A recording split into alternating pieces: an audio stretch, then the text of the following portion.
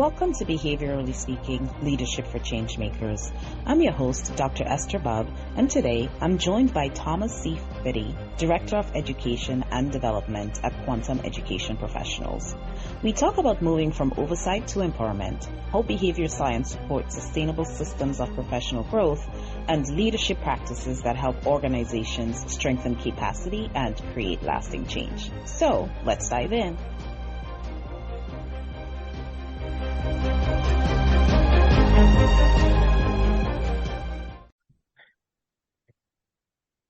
Okay, thanks, Tom, for joining me today. It's a pleasure to have you here on the show. How are you? I'm doing great. Thank you so much for having me, Dr. Bubb. Wonderful. All right. Well, let's chat for a bit. I've known you for a good number of years.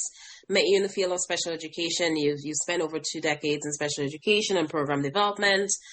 And then, so looking back, and you're currently in a new role, right? So looking back, what was the specific spark or behavioral spark, would you say, that made you move from your previous role as supervisor of special education to your current role as director of education and development? Yeah, I believe that I was put on this earth to make a bigger impact, is to use my passion to help people. Okay. And I think I loved what I did in the district I was working in, but I believed working for Quantum Education Professionals that I can make a bigger impact for the greater good. I met a collective group of people, all educators and clinicians, and we're able to go national and being able to help people from PCAs to teachers to help them move up and move on in their educational career. Yeah, wonderful, wonderful. So in your current position, right, at Quantum, as I understand it, you lead strategy, you lead system-wide development, right? So what are some of the specific behaviors you engage in, Tom, to really develop sustainable, right, professional learning systems, so those that last, right, and then foster educator growth? I love the question, is because the systems that we utilize at Quantum is a lot different, because it's a different structure than in the public school. And we're able to work together as a leadership team. And one of the things that I definitely want to acknowledge through Quantum is that it's not just a staffing company.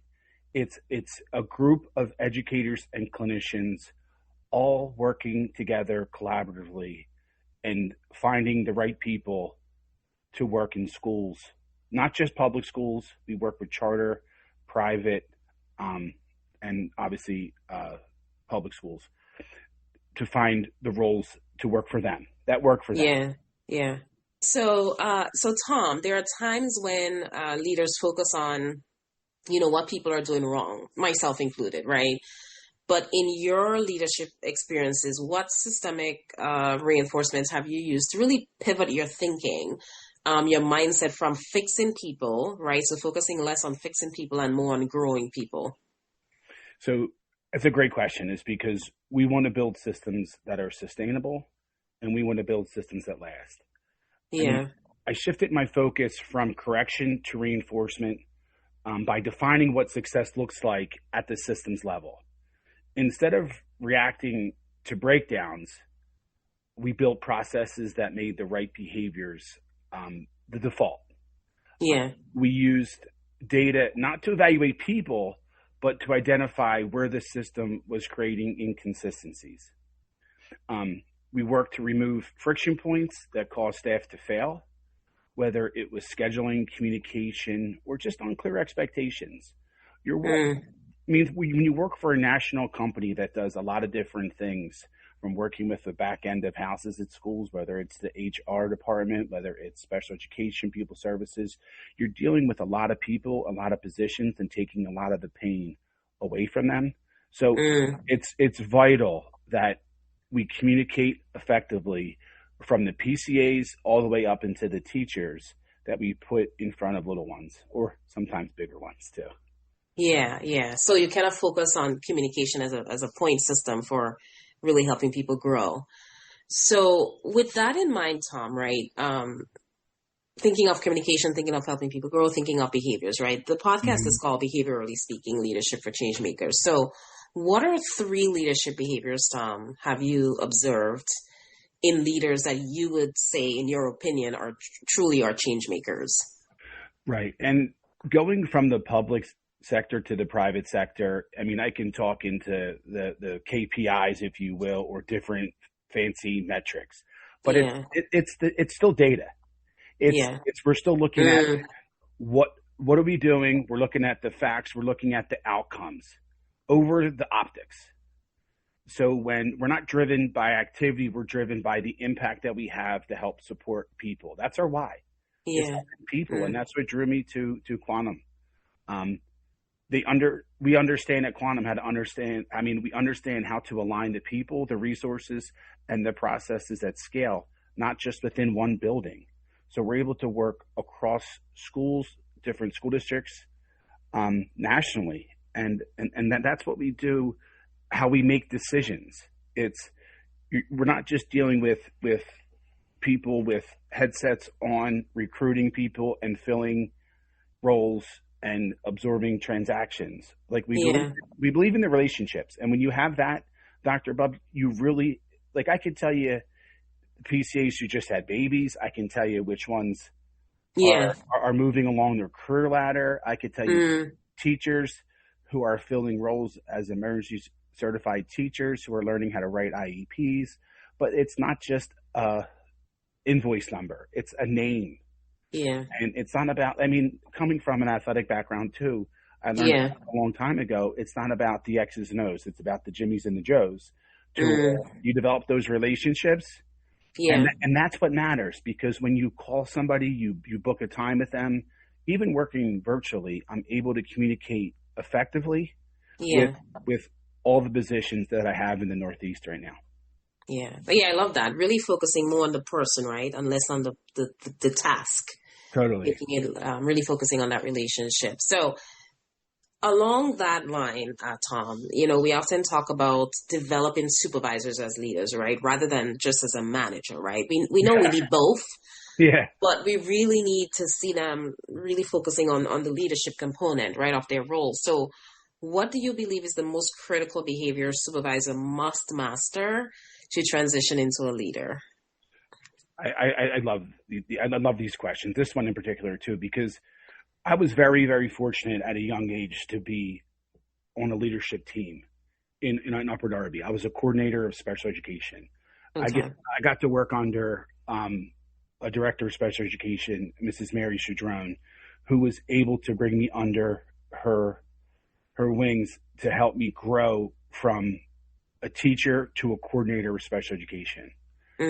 I went back to school like we all do, got my master's degree, and then I went back again and got my supervisor certification.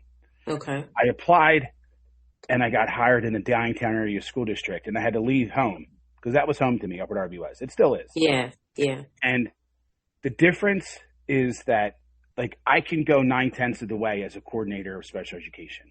Right. But once I became a supervisor of special education, that's when you need to make the hard decisions, the hard calls. Yeah. You need to be able to have those conversations that are courageous, not asking. They didn't hire me as an administrator to ask somebody else those questions for those answers. And working under Ed Marszalek, the assistant superintendent of Upper Darby, like I wouldn't go in front of him and ask him what to do. He taught me so much in leadership to where, no, it was, Ed, you have 2 minutes because here's my situation here and here's my solution. And then he would tweak it, or he would say, go with it. And that was a lot of the administrators in Upper Darby, and also a lot of the administrators when I was in Downingtown too. You go from Delaware County to Chester County right out the gate as being a supervisor. I mean, the first 2 weeks I was in Downingtown, I was in due process. And we weren't settling. Yeah. We weren't settling. It was, we had strong paperwork. We had data to back it up, and we were able to go to the hill, if you will. Yeah. Yeah. Not that that's what I wanted to do, but it was it was like baptism by fire. Yeah. I learned from amazing, prominent educational attorneys on both sides. I even learned from the parent attorneys. Yeah. Oh, yes. I learned from so many amazing people, whether we went to different conferences or different fairs and listened to people speak and they go back and forth with some questions and answers. Like that's what shapes you of how much you put into it, what you get out of it. And it's decision-making skills that you don't wait, you don't pause. No, you're confident based on data. And I say this all the time, and I'm sure my friends in education will laugh where I talk about facts. I talk about facts over feelings. Like, I'm sorry, you need a PCA, you need a different placement, you need X, Y, or Z. Like, show me. And a lot of the principals who I worked with in Upper Darby would say, I know what you're going to say, Fitti. I know what you're going to say. And they're right. And I hopefully that I was able to give back to Upper Darby or leave it in a position to where I was able to take the next step in my educational journey. Yeah. All right. Thanks for sharing that. So on that note, you talked about like, baptism by fire, right? No, that's that's just so many of us, right? But in all your years, right, what did all of your roles teach you about the stamina, Tom, that's required for leadership in this field? Dr. Lou Chance at Downtown, he's an assistant superintendent there now. Okay. He looked at me one day and he said, there's always something to do, right? There's always something to do. And I laugh because I still talk to him every now and again. And there is. And the stamina that you need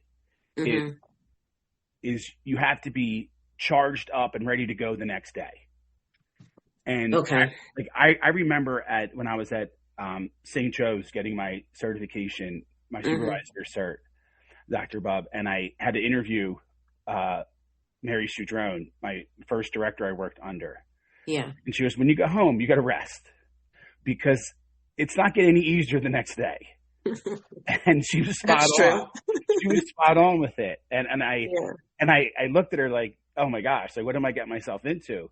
But when you go to the meetings and you go through meeting after meeting, and some of them, it's like choppy water in the middle of the ocean. And then the next one's a little more calmer and you feel like you did something. But then guess what? You're tired at night. Yeah. But the stamina, if you can still put your passion and your why and students above all the noise, the mental clutter, and to be able to look at from a behavior perspective that shaped who I am today, you have to go through all of that to build the stamina. Yeah. You don't just walk into an admin role in special ed in 2026, let alone 2014 yeah. I did. Yeah. Or even 2009 when I was a coordinator. Yeah. And it's easy. Like there's nothing easy. That's why we have people to help us. That's why we have attorneys. And that's why we have a lot of different resources at our fingertips.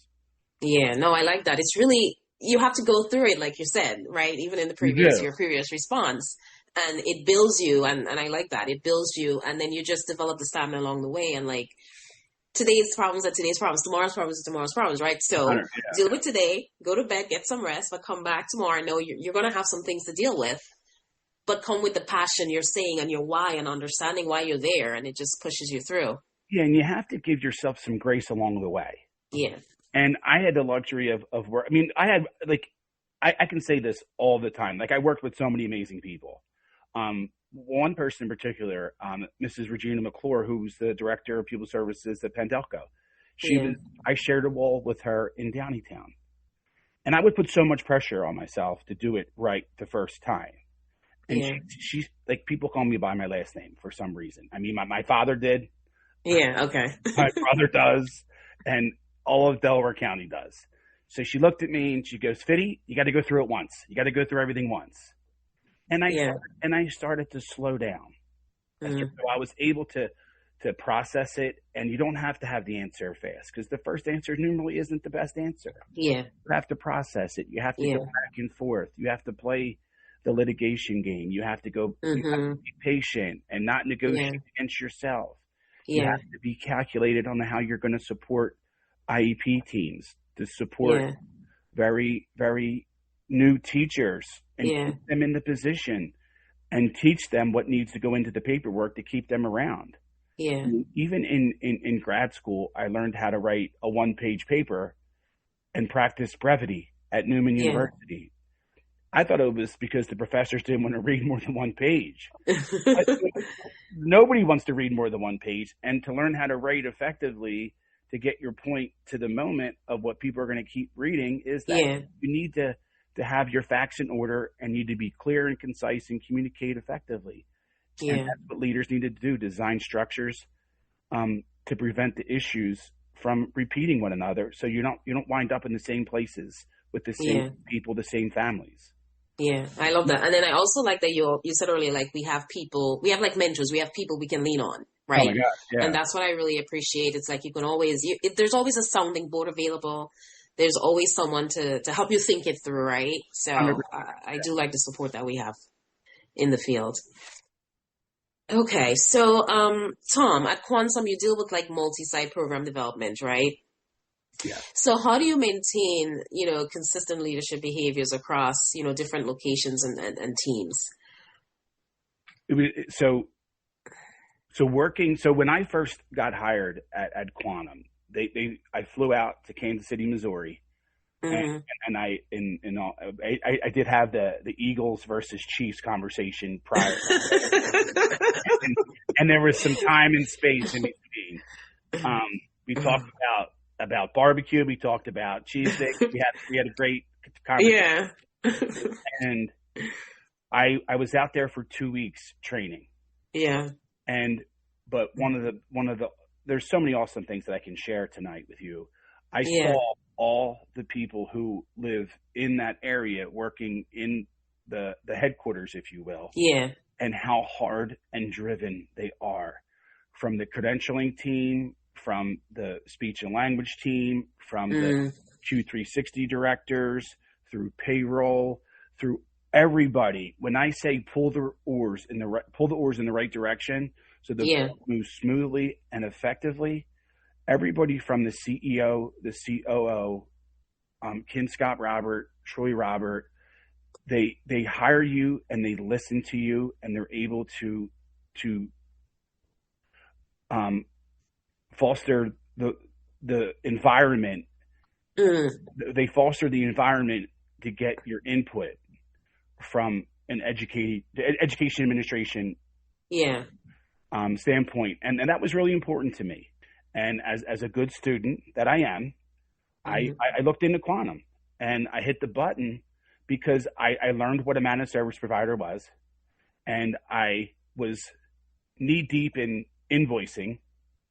I mean, with invoices from all the different vendors that we were using, and me and a couple of my counterparts were putting all the different codes prior to July 1. And the last week of July, if you coach baseball or football or have done it in the past, you get like 1 week off to go on vacation, and I'm there doing all of the invoices. And then once July 1 came about, we still had the invoices from the prior year, and you're doing a lot of the accounts payable and accounts receivable because people turn over, people are allowed to retire, people are allowed to be sick. But I learned all that through Upper Darby, and Upper Darby was a great place for me to grow to who I am today. And a lot of people grow from Upper Darby. Upper Darby taught me how to work. Quantum gave me the platform to scale that work. And that's the difference from what I saw. That I can remember it clear as day. And Quantum came in with the managed service provider that takes all that away from the people like me, who was a supervisor or special ed, so I could do the work that I signed up to do. And from the credentialing pieces, from all the different background checks, the HR backside of the house to the front side of the house, it's what we're able to do. So HR directors can do what they need to do. So the business office has their information. They're able to pay the people in due time. Because when I was getting the emails or getting the information, like I'm putting budget codes on, and I didn't know what I didn't know. Like, and I didn't know if the bill was already paid or companies were coming after us the third and fourth time. So, but there was a clear, streamlined process that I learned when I learned what an MSP was or a vendor management system, to be able to learn that side that I didn't know before. And there's ways to learn, and that's what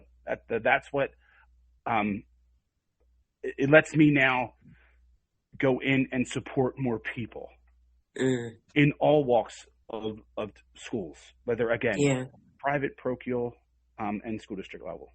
Yeah, wonderful. Thank you.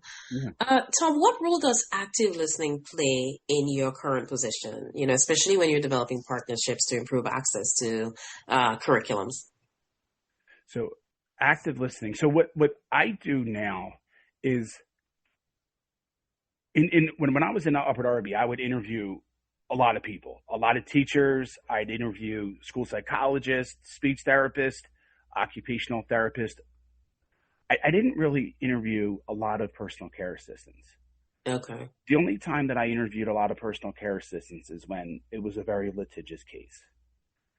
Now I interviewed over 100 personal care assistants, and to really teach them what they're getting themselves into and how they're going to support children in today's day and age. And I was fortunate to be able to work on a team in Upper Darby that allowed me to build multiple intensive programs across the district. And with that comes additional staffing projections. And to look at the data and to look at the people. And when I'm interviewing personal care assistants, I didn't just look at them as the lowest level of people. It's crazy when we say this out loud as educators and behavior people, is that we have the hardest kids in our school district, and we put them in intensive programs. We hire BCBAs, registered behavior technicians, and then we give people who didn't go to school for education. They have a high school diploma, some have more, and we call them personal care assistants, and we give them the keys to the castle of everything. And we expect like it's going to work their first day on the job. So I listen to them on what they need.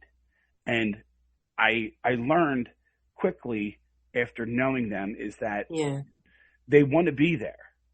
And we're able to help support them I have an amazing counterpart in the Northeast, Jordan Monahan, who's a registered behavior technician. So we go out into the school districts to support our personal care assistants in the intensive programs.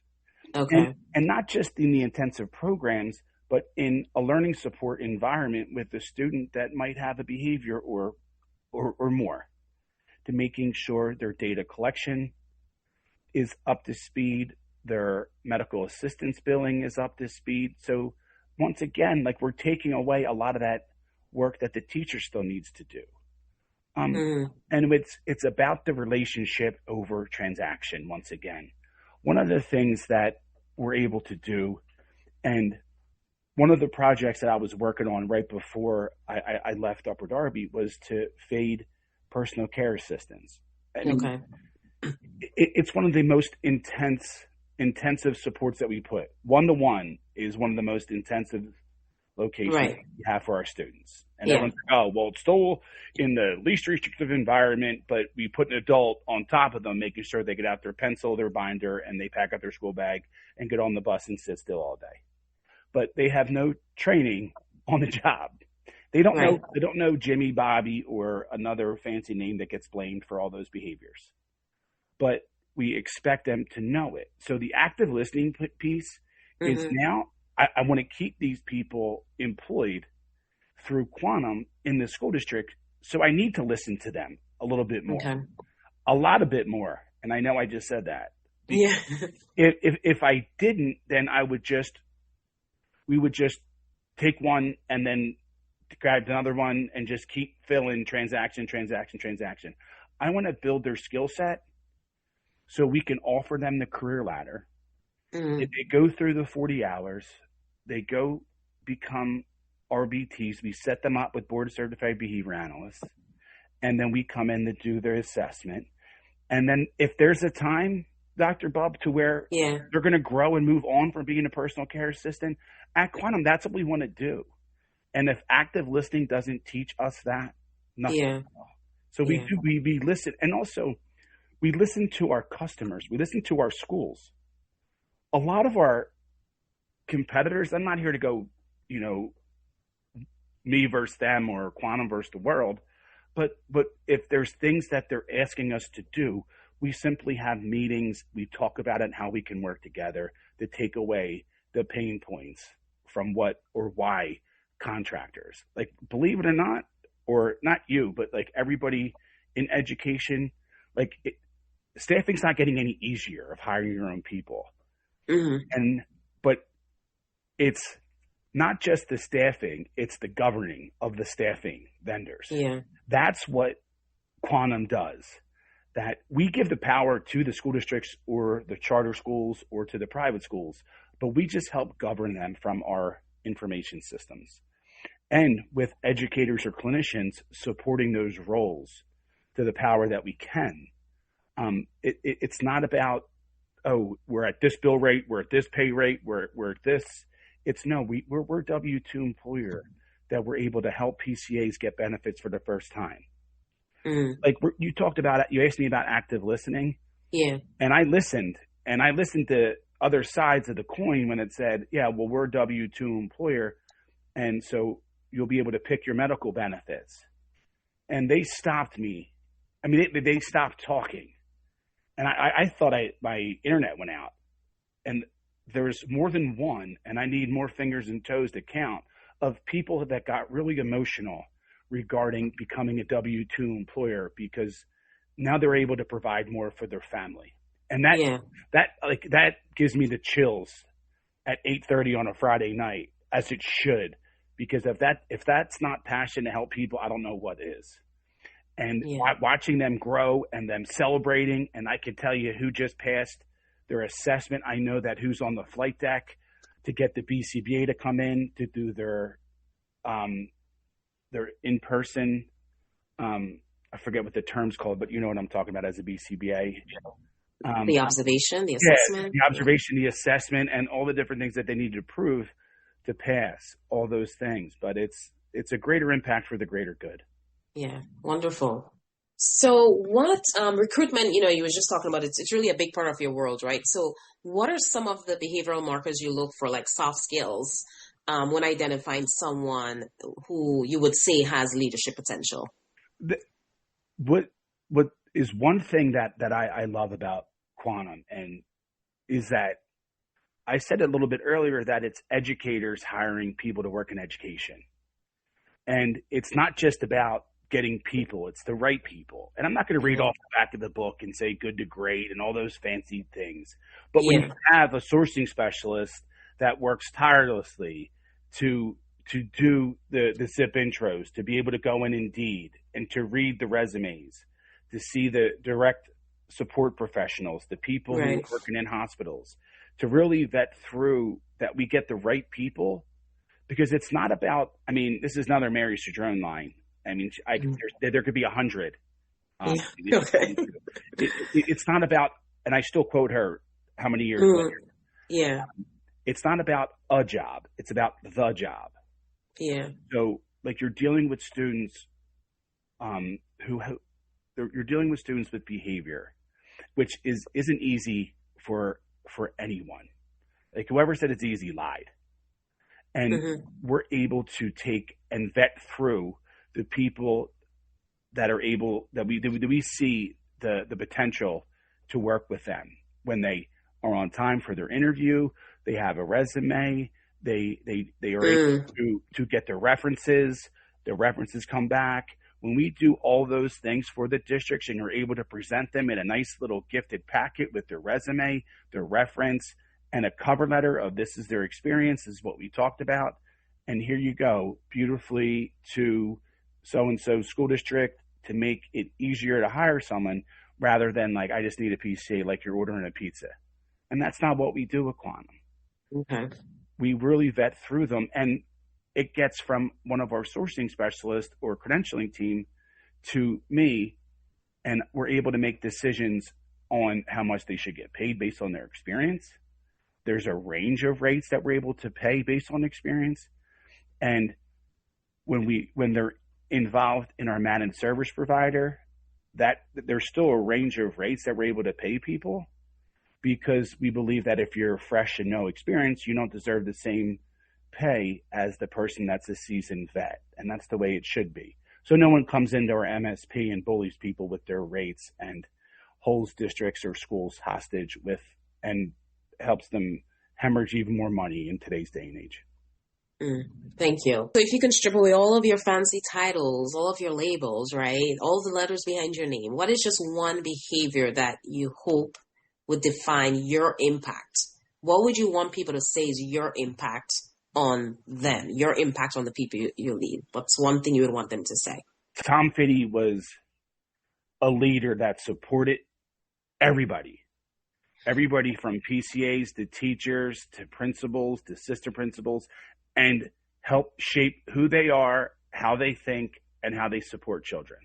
From people who've been principals for over 20 years, who have doctorates, who have all the credentials after their names or letters after their names as well, is that I was somebody that was a forward thinker, somebody that was able to look at data and look at things from an entrepreneurial perspective, look at the data from a longitudinal perspective, to be able to plan appropriately to do what you do in your own community. And in Upper Darby, I was fortunate, again, to build those programs, but child accounting was involved. Superintendents were involved. Principals were involved. Assistant principals. And we were able to lead together to find the room in a large district to house people. So they're able to be with their neurotypical peers in a least restrictive environment, still getting intensive support. But I was very, I was a thinker to be able to look at from an early intervention standpoint and to be able to craft a way to see who I'm actually going to get in kindergarten, the numbers, and to provide the teachers, the classrooms, and all the additional support. So as somebody who did more, and when I left Upper Darby, that it was in a better situation to when I found it. It's also where kids should be. We should do what we do in our own communities. I truly believe that that's the way schools need to go, and need to be able to have people that are passionate about doing what they do in their own communities. And I'll never stray from that. And that's what I want to help build through the company I work for now. We have a level up program to where we build programs inside school districts so they can do just that. Yeah.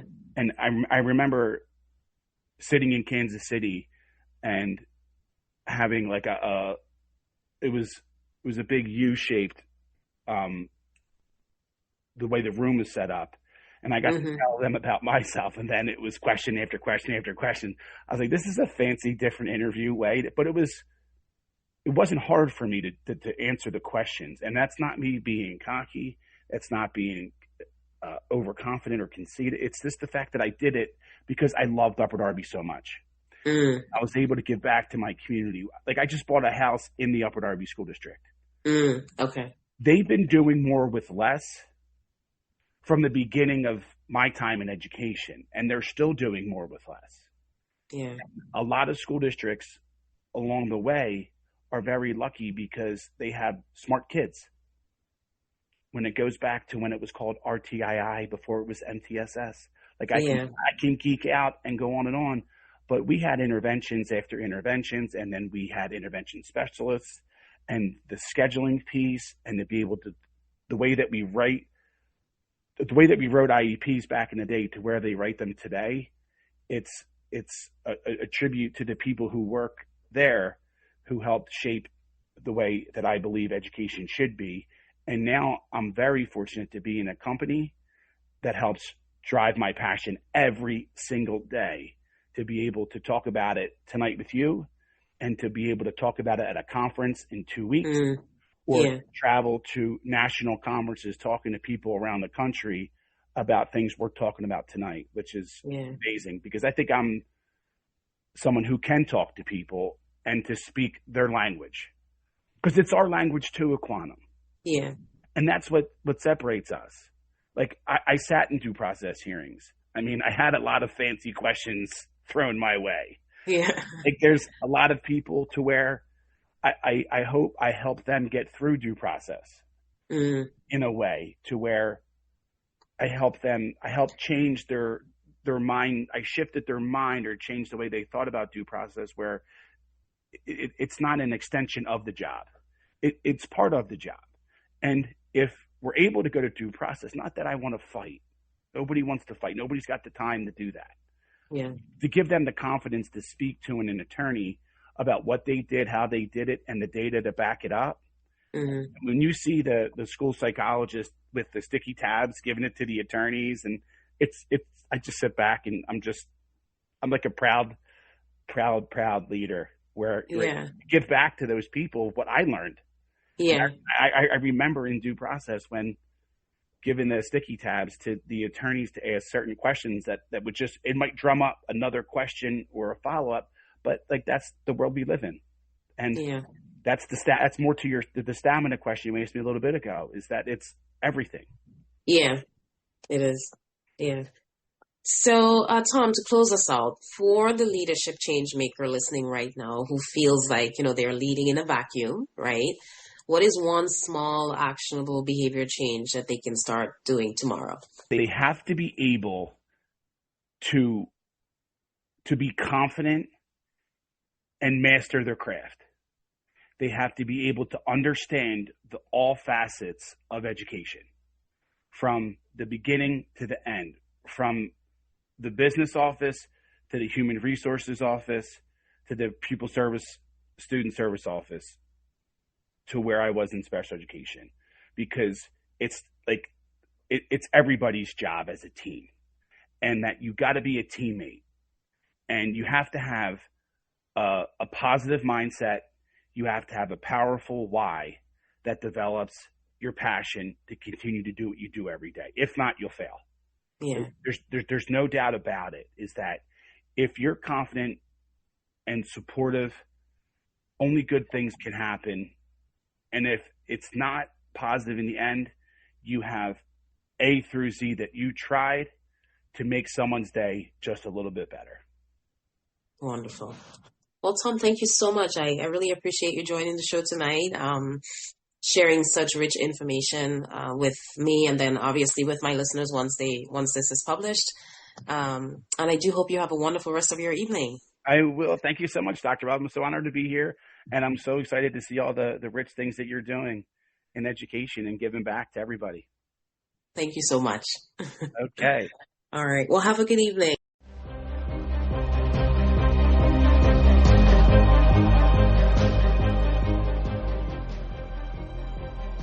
Thank you for listening to Behaviorally Speaking, Leadership for Changemakers. And Tom, thank you for sharing your experiences on today's episode. Today, Tom reminded us that sustainable leadership is built on relationships over transactions and facts over feelings. He emphasized that active listening, courageous decision-making, and a clear sense of purpose allows leaders to reduce friction, develop people, and create scalable impact. If you have a story about leadership and behavior from your community, share your story with us. If this episode resonated, share it with someone, and check out our companion blog, Behaviorally Speaking, Insights for Changemakers, at esthercbubbavaservices.com/blog. For training, coaching, and behavior-based leadership support, visit esthercbubbavaservices.com. Until next time, lead with humanity and purpose, practice with compassion and intention, and create meaningful, lasting change. This is Dr. Bubb. Stay inspired.